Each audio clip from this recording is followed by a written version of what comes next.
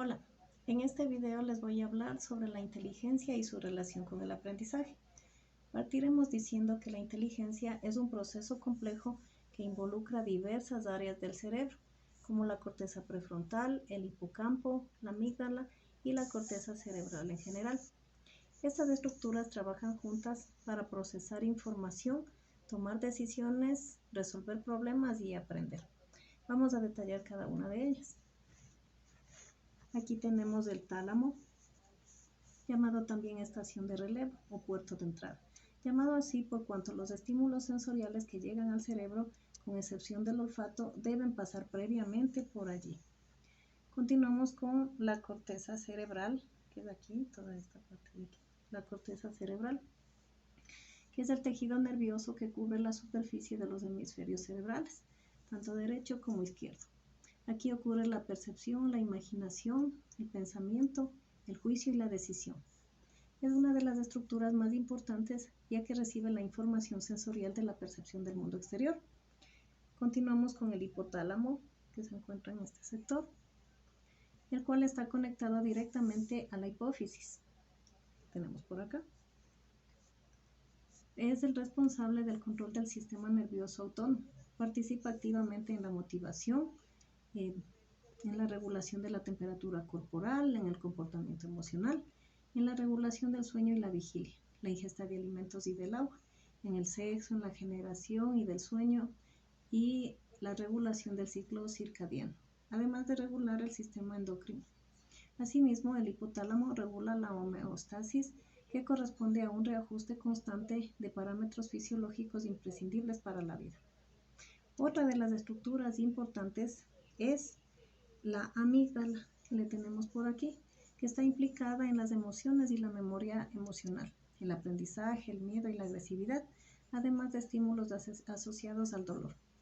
Está también entre estas partes que se relacionan con nuestro cerebro, tenemos a la hipófisis o glándula pituitaria, que es una glándula endocrina que segrega hormonas encargadas de regular la homeostasis, incluyendo las hormonas trópicas que regulan la función de otras glándulas del sistema endocrino. Su funcionamiento depende en buena parte del hipotálamo. Por último, tenemos el hipocampo, que se encuentra implicado en los diferentes tipos de memoria, aprendizaje y la neurogénesis.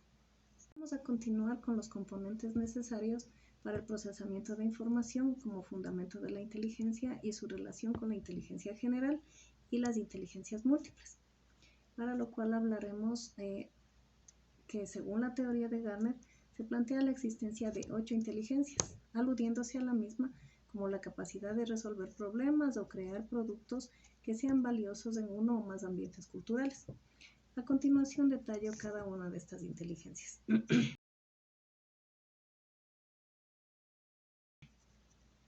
La inteligencia lingüística es una de las inteligencias que utiliza ambos hemisferios del cerebro, pero está ubicada principalmente en el área de Broca, que la tenemos por aquí. Esta inteligencia supone una sensibilidad al lenguaje oral o escrito y por lo general las personas que dominan esta capacidad tienen una inteligencia lingüística superior, no presentan dificultades en explicar, en enseñar, convencer, memorizar, leer, hablar, narrar ni bromear. Este tipo de inteligencia se presenta en escritores, lingüistas, oradores, abogados, poetas, líderes políticos o religiosos. Continuamos con la inteligencia corporal kinestésica. El control del movimiento corporal se localiza en la corteza motora y cada hemisferio domina o controla los movimientos corporales correspondientes al lado opuesto. En los diestros, el dominio de este movimiento suele situarse en el hemisferio izquierdo. La corteza motora primaria es una región cerebral que en los seres humanos se encuentra en la parte posterior del lóbulo frontal. Trabaja conjuntamente con las áreas premotoras para planificar y ejecutar los movimientos. Este es el tipo de inteligencia que más cultivan los deportistas, bailarines, coreógrafos, modelos, actores, pero también los artistas plásticos, como escultores, por ejemplo, En muchos sentidos, los artesanos y trabajadores que utilizan sus manos y su cuerpo para resolver problemas.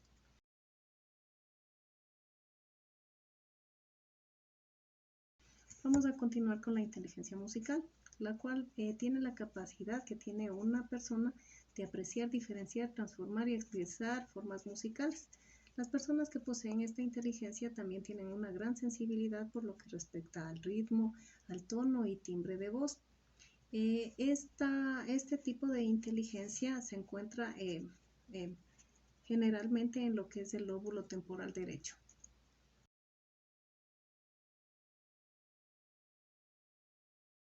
Continuamos con la inteligencia naturalista, que tiene la capacidad de distinguir, clasificar y manipular elementos del medio ambiente, objetos, animales o plantas. Dentro de los perfiles que más poseen esta tipología intelectual están los biólogos, los científicos, los ambientalistas, ecólogos, botánicos, conservatoristas, entre otros. Este tipo de inteligencia se localiza en el hemisferio derecho y fue añadida posteriormente al estudio original sobre las inteligencias múltiples de Gardner.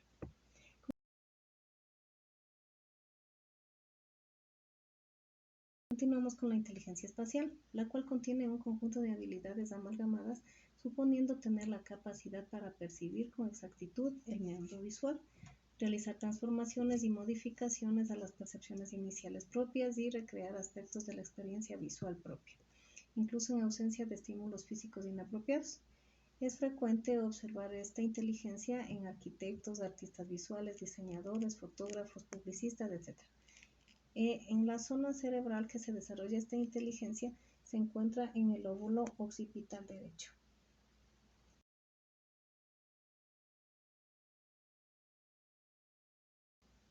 Y continuamos con la inteligencia lógico-matemática. Esta inteligencia abarca muchos factores relacionados con el desarrollo analítico, sintético y la integración de la mente. Las matemáticas son universales debido a su abstracción, lo cual les permite ser útiles en la música, en la historia, la política, la medicina, la agricultura, negocios, industria e ingeniería.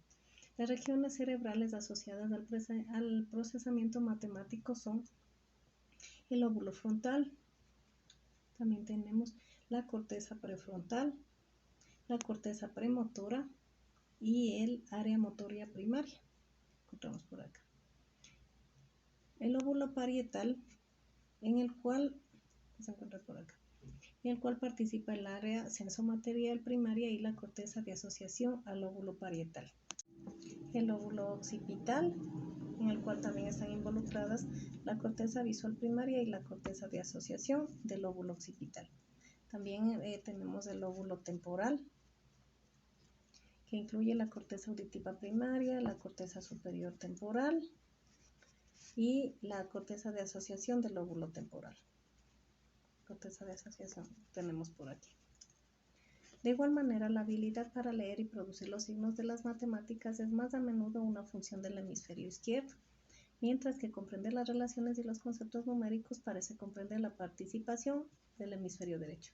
Todo el cerebro funciona como un conjunto, ya que si existen dificultades en el lenguaje puede causar problemas en el entendimiento numérico, por lo cual existe cierto consenso en que determinadas áreas cobran importancia en cuestiones lógicas y matemáticas.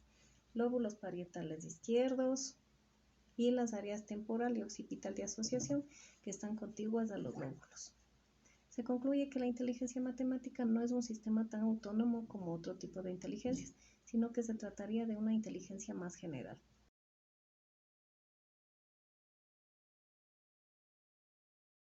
Continuamos con la inteligencia intrapersonal, la cual es la habilidad para conocerse, para definir sus emociones, motivaciones, fuerzas y límites, además de ser la capacidad para fijarse los objetivos adecuados a sí mismo y adoptar los medios para llevarlos a cabo.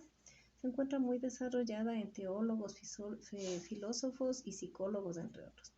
Las zonas cerebrales que intervienen en esta inteligencia son los lóbulos frontales y también los lóbulos parietales. Se encuentra por acá.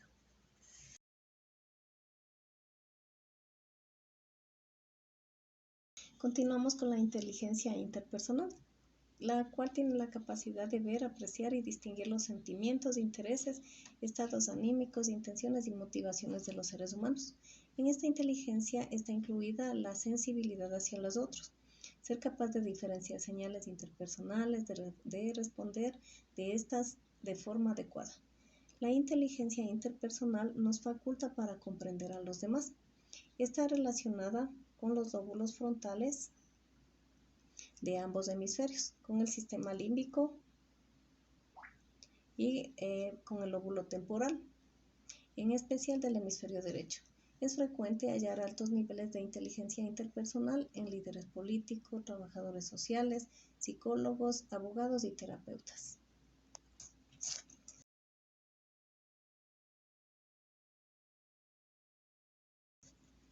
Bien, a continuación les voy a hablar un poco acerca de la relación existente entre las inteligencias múltiples, de las cuales acabamos de hablar, y el llamado coeficiente intelectual, entendiéndose por coeficiente intelectual a una cifra con la que medimos las habilidades cognitivas y la capacidad intelectual de cada persona.